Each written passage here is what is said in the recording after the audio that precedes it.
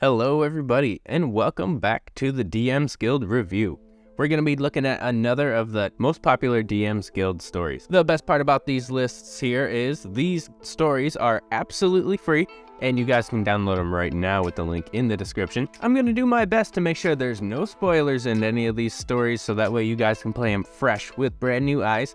But if I do spoil something for you, please leave it down in the comments. And one more comment call: if you have played any of these adventures, please leave that down in the comments as well as to what you thought of those adventures. So let's get into it. Soiree, a Waterdeep Tale by Xero Reynolds. Step into the world of Waterdeep in a unique adventure that promises to challenge the player's wit, charm, and observational skills. This adventure is not for the faint of heart, as it relies on player interaction, creativity, and role-playing to succeed. As a wealthy merchant from Neverwinter, the players are tasked with infiltrating a masquerade ball held by the noble Castellander family to steal incriminating personal documents. However, there are many obstacles to overcome, and the consequences of failure are severe. The adventure begins with the players' arrival at the masquerade ball, where they must blend in and avoid attracting attention to themselves. They are given a dossier of notable guests,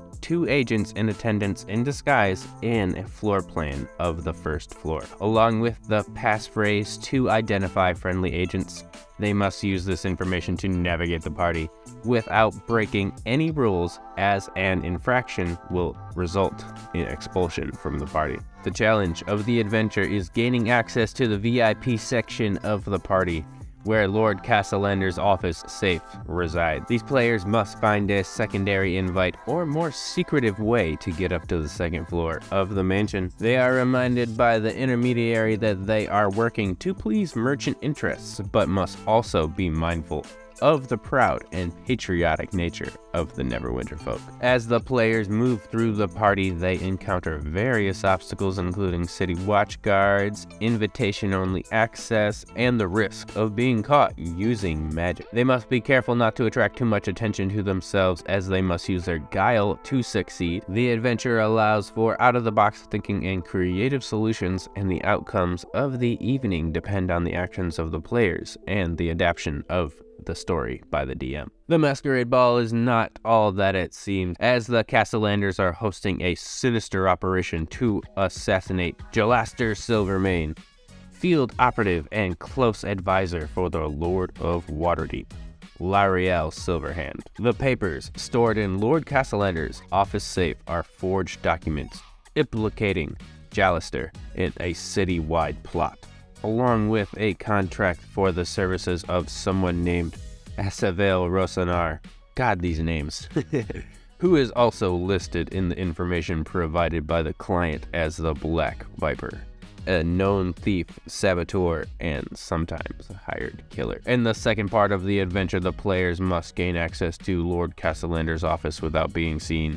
They encounter several obstacles, including locked doors, loyal house guards, and the papers they find inside the safe reveal a conspiracy to assassinate the Open Lord of Waterdeep. Depending on how the players react to the papers, there are different potential outcomes, including fulfilling the contract, saving Jastlander, or even just defanging the principal players involved in the plot. One of the standout sections for this adventure is the Verse-Off Challenge, where anyone can challenge the current Poet Select of Waterdeep, Gara Balustrade, to a battle of wit and insult.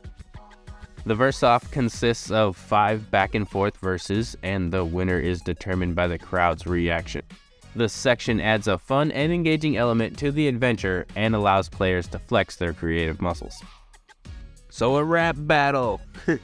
The artwork in Soiree, a Waterdeep Tale by Xero Reynolds is stunning, with each piece beautifully capturing the essence of the story and its characters. The PDF itself is well crafted and well designed, with easy to read text and helpful diagrams, and the maps that make navigating the adventure a breeze. The maps are detailed and provide a great visual aid for the players to plan their strategies, while the diagrams help illustrate important locations and provide clarity for complex scenes.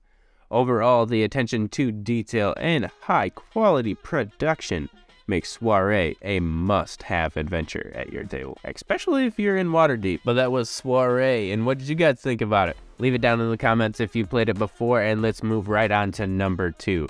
We've got A Chance Encounter by Kristjan Matthiasson. Be prepared to embark on an exciting and puzzling adventure. This adventure should only take about 2 or 3 hours, and you can throw it into pretty much any campaign. You'll meet Soiree, a wizard who lives in the town of Myrefall. You will come across an overturned wagon that has been set on fire while you are traveling down the Talbot Road. There are traces of struggle and some blood, but there are no bodies. What took place in this location? The answer could be discovered in the blank letter that was found in the wagon that was addressed to Soiree. Will you take it to the wizard, or will you look into what took place at the wagon site? You will be able to recognize the tower of the wizard immediately upon entering the settlement because it is distinct among the other wooden structures. And as you begin to knock on the door, a long, gray-bearded man answers, and he demands to know what you want. He also asks you to identify yourselves, and if you give him the note that you discovered at the wagon site, he will ask you to find those responsible for the crime. If at all possible, eliminate them. If you look around the area surrounding the wagon, you will see animal footprints that head into the forest to the north.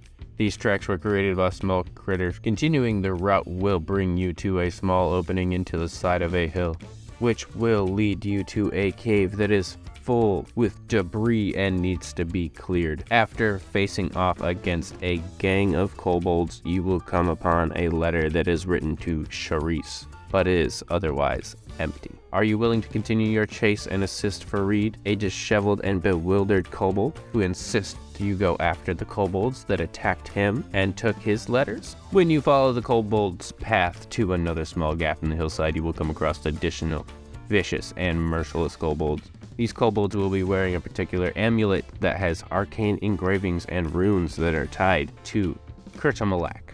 What exactly does this amulet represent, and how exactly does Kurtamalak fit into the grand scheme of things here? Well, you just have to read the adventure.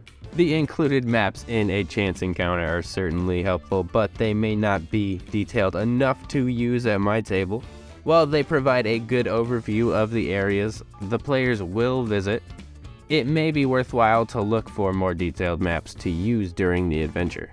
Fortunately, there are many free resources available on the web. Finding D&D digital maps. A great option in the digital marketplace could be DriveThruRPG, which offers a wide selection of maps from various artists and publishers. But back on track, finishing the reward and going to the wizard with the amulet will earn you your treasure. Can you rise to the occasion and take on the challenge? Find out by participating in A Chance Encounter. And what did you guys think about that one? Leave it down in the comments. I'm probably going to say that a few more times. But next up, everybody, is a two-parter. We're going to be looking at Rise of the Necromancer by Craig Robertson. Do you like a good mystery and an even better challenge? Then Rise of the Necromancer is the adventure for you. This Dungeons & Dragons module is perfect for DMs who are new to the game or for anyone looking for a fun, action-packed quest to embark on. The adventure is designed for starting characters up to level 5 and can be set in any realm, so you can let your imagination run wild. The adventure takes place in a vast forest wilderness surrounded by monsters, and the players have taken a small camping break 2 days' ride from the nearest village. They were warned by the locals of a mysterious goings-on around the graveyard in the evening, and they take it upon themselves to investigate. The adventure is split into 4 small sections, with each section having its own tempo, and there is also an optional section for tying up loose ends. The players arrive at the village in Honeywell and are tasked by the village elder to investigate the restless spirits in the local graveyard. You'll need to gather information from the locals and purchase supplies from the wood mill or hunting lodge, but things take a turn for the worst when a powerful storm hits, forcing the party to navigate through hazards and obstacles to reach the base of the nearby mountain. Once you survive the storm, you'll find yourself seeking refuge in a cavern. Here you'll have a chance to heal and check your supplies, as well as encounter tents as you make your way through the cavern. You'll also discover the Necromancer's findings in his dealings with the Underling host that dwells within. including the incantation called Repel Minion that is vital for the next part. In the third part of this story, it takes you to the Soul Cairn, where you'll face a horde of small but fast creatures called skeletons as you make your way toward the dome where the Necromancer is located. You'll need to use Repel Minion incantation to repel them, but beware, for every 20 feet you move, 1d4 skeletons can break through and attack a random character. The dome is protected by a death shield, and the party must defeat the Underling ghouls on the pedestals to lower the shield and engage the Necromancer. Zephyr. An intense battle engages between the party and Zephyr. They must defeat the Underling ghouls and Death Shield before facing off against the Necromancer himself. Zephyr is a formidable opponent, and the ability to automatically fail the death saving throw of any players who has an HP during the fight. But if the players can defeat Zephyr, they will free the trapped souls and make their way back through the cavern to a beautiful star-filled sky. But hey, the adventure doesn't end there. Upon returning to Honeywell, the players find a gruesome sight and a message from the Underling seeking revenge. What could this mean for the players and the future of the realm? You'll just have to play the adventure to find out. So that's Rise of the Necromancer. I really like this adventure, especially the artwork within the PDF. If you guys liked it, make sure to like it, comment, or subscribe, and let's get into number 4. Next we have Igor's Challenge. This is another quick, about 3-4 hour adventure, and it's a fun house of challenges. Igor's Challenge was created by Bryce, aka AuthorDM. Are you ready for an adventure that will challenge your mind and wits, but won't put your life on the line? Look no further than Igor's Challenge, a self-contained dungeon that promises to be non-lethal, fun, and full of surprises. Designed by the eccentric gnome inventor Igor Lovanov, this challenging dungeon is the talk of the town in Cant, and adventurers from all walks of life have received invitations to compete for the ultimate prize, the Splendiferous Bauble, a pine cone in a box that reveals the item that your heart most desires. But be warned, once you've laid eyes on it, you'll do anything to get your hands on it. The adventure begins in Cant, a small village where the party has received an invitation to Igor's latest and greatest invitation competition. The town is buzzing with excitement, and the Drunken Albatross Tavern is packed with adventurers from all over. You'll have the chance to interact with other competitors and learn more about the challenge from the locals. And who knows, you might even run into the legendary hero Testicles, who is said to be in town for the competition. Once you've received the rules of the challenge from a programmed illusion of Igor himself, you'll make your way to the entrance of the dungeon, where the real fun begins. The first stage of the dungeon, under Cant Hill, will have you sliding down into the mountain and landing in one of the 4 rooms, each with its own unique challenge that will test your strength in a circus-style strength test or navigate a dark room with techno music and pit traps. The DM chooses, be sure to collect a potion from the alcove above, deciding which direction you go next. As you make your way through the remaining rooms of the dungeon, you'll encounter a variety of puzzles, illusions, and traps that will test your skills and teamwork. Will you be able to navigate the swamp with a well-trained Cabalopons, or resist the fear caused by a statue in room 9? And what about room 14, with this classic puzzle involving a door that always lies and a door that always tells the truth? But don't worry, if you fail along the way, there's always the loser's room to regroup and interact with other adventurers who didn't make it to the end. And if you're lucky, you might even run into Testicles again, who can offer a helping hand in some of the more challenging rooms.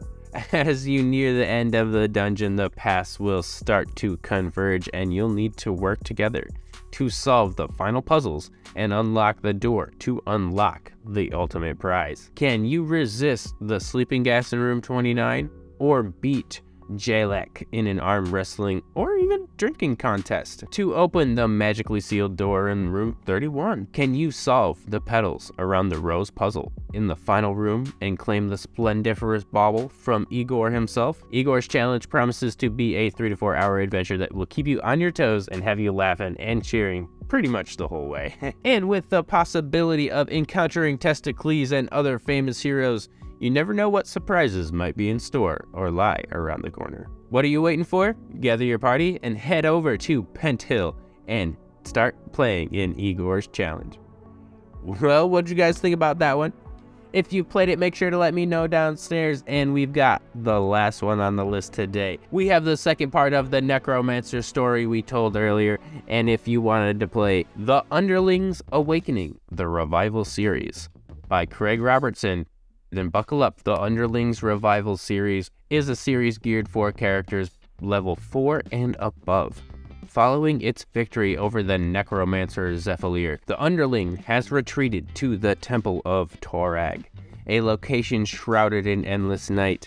There, it intends to fortify itself to the point where it will be able to traverse the surface realm independently of a living mortal host. Since the journey is broken up into 4 segments, that will put your talents to the test and bring you close to the other adventurers you're traveling with. Since the journey is broken up into 4 segments, that will put your talents to the test and bring you closer to other adventurers you're traveling with. Let's get into part number 1. The game starts at the Parched Moorland Inn, where you'll get the distinct impression that you're being observed and harassed. You have been advised by an orc to travel to the Sky Lake in order to break any curses that have been placed upon you.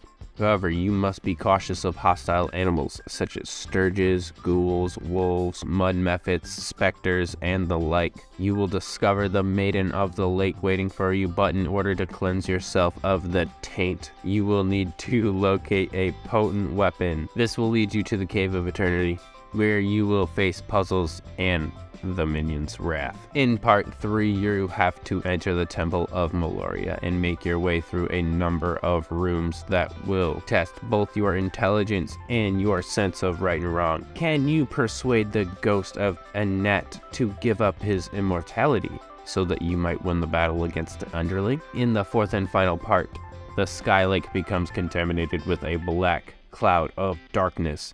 The Maiden of the Lake is transformed into a horrible beast, and in order to purge yourselves of the Underling's taint, you must kill an infectious young brass dragon. But don't let that deceive you. Each new stage of the adventure will put your talents to the test and demand even more careful planning and consideration on your part. The author wants the DM to direct the players where they need to go and to act as if every action the players do is part of the plan. The author will include descriptions of the surroundings that will lure you into the world they construct and adventures that can take place in any area. So tell me, are you prepared to take on the Underling and finally free the world from the evil it has brought to it? So what did you guys think about those stories? That's another set of 5 free DM Guild stories that you guys can download right now. If you like any of those stories, make sure to leave it in the comments. And as always, guys, if you play this story and you get to look around the table at any point in time and see everybody having fun, just do me a favor and make sure you drop $1 down for the person who made that adventure. But until next time, I'll see you guys later.